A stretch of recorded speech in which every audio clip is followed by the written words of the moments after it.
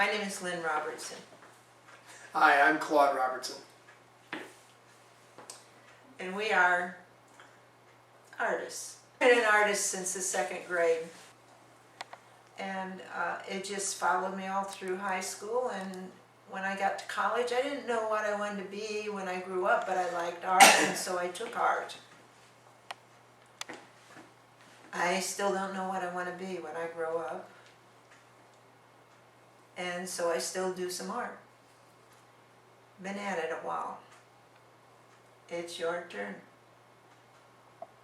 You want me to tell your story? I'll tell your story. I have a story? Yeah. I have a story that you know that I don't. Okay, go ahead. Yeah. Sure. He has a brother who's very good at drawing, you know. And so he just thought, if my brother can do it, I can do it. And so he started doing art. And he used to do things that were very straightforward and pretty realistic. And then as he grew as an artist, he started getting a little more abstract.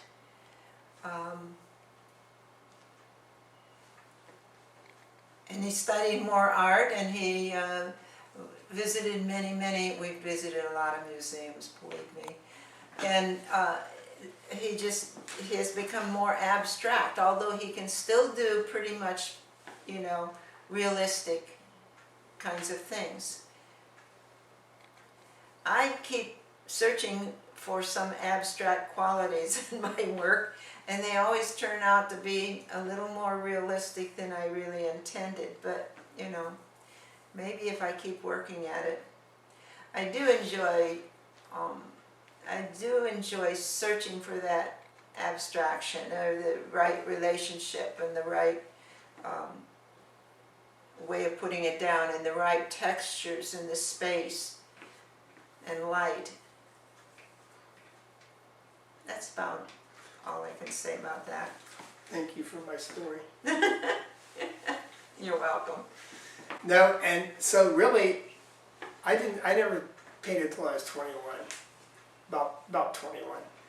And then I took some classes at the local art center and things. And then I went to I took an art class at the university, and that's when I met Lynn. And so from then on, I've been trying to become as good as Lynn, which has been pretty much an uphill battle. Not true. You know who's been winning prizes.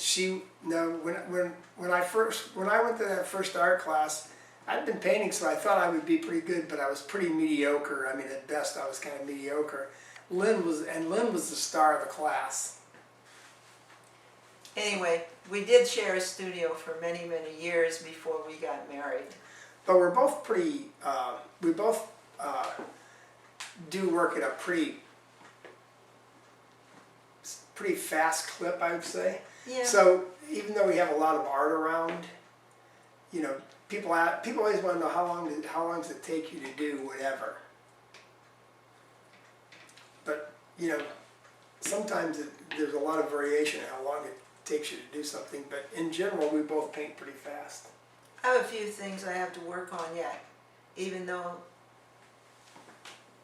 they've been in the gallery or they've been on shows or something. I think, no, I got to do something about that. Yeah? Well, I think we both found when you're working on crummier material or material that you think's worthless and you don't mind wrecking, you do your best work. So if you go, okay, I'm just going to paint on a cheap piece of watercolor paper, you'll probably have a better outcome than if you plan something. I also do some other three-dimensional Carvings and painted sculptures. He something like that. She's somewhat close, but I do mostly paintings, oil paintings, and I do some pastel, which is really dirty. yeah, that's why I don't like pastels. And I really don't like charcoals, but And I do like charcoal. Charcoal is kind of addictive when you start doing it. That's what it did to birds in, the dead birds, flat birds. But pastels, Lynn's very good at, Lynn is very good with pastels. Lynn is a very good sculptor too. I started doing the computer pieces because a friend of mine gave me computer pieces, and I just always thought they looked like Google Maps. They look like you're looking down on a city, or you're looking down on oil tanks or something, you know. And I kind of get those out and play with them when I'm stuck on a painting, and sometimes they end up actually as a piece of artwork. I used to have people come in to me in the Capitol and say, Oh my God, all the time. oh, my daughter or my cousin or my so-and-so, she's just getting out of high school and she wants to be an artist, and what would you suggest? And every time I would say, take accounting. Make sure you can manage to pay your bills, because art is a really difficult occupation to make a living with. It's just Impossible. almost impossible. You know, the people who get jobs teaching art are so few and far between when you understand how many artists there are and how many students there are in these classes. And they're all good artists. I mean, a lot of them are just wonderful artists. But finding the perfect place, making an actual living, is very, very difficult. So if you take accounting and get some other certifications, you can do art forever in your life. You can do art, you can enter things, you can send your artwork here, there, somewhere else.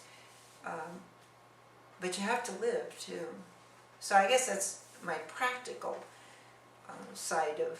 Or marry someone who can make a living. Fortunately, I have Claude, who helps or does pay the bills, and encourages me to keep working at art. Having somebody to encourage you, you know, whether it's your art teachers or your family or your husband or boyfriend or good friends or classmates or whatever. The only thing is, if you have somebody who, if your encouraging person or your partner is also an artist, then maybe the critiques are a little more constructive than they would be from like a lay person walking and going, oh my gosh, that's a beautiful horse, you know. Which there's only 1 out of 10 million people that can paint a beautiful horse. They're rare. Just in case Mm-hmm. you want to know. Don't get discouraged.